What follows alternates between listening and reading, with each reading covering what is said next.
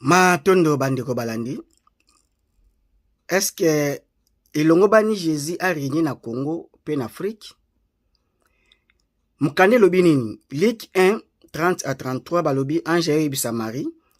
Koma na zemi robota mwana mobali pesa kombo Jésus.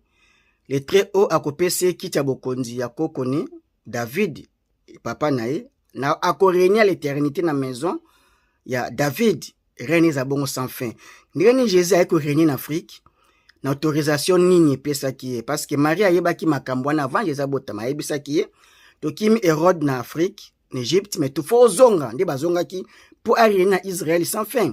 Alors na maison à David 12 tribus éparpillées en Europe, wapi européens, baza ba chrétien na franc-maçon, na rose quoi na ba secte na bango. Donc Jésus a régné en Afrique na Congo na bayindo mais apesi biso bolingo entre nous.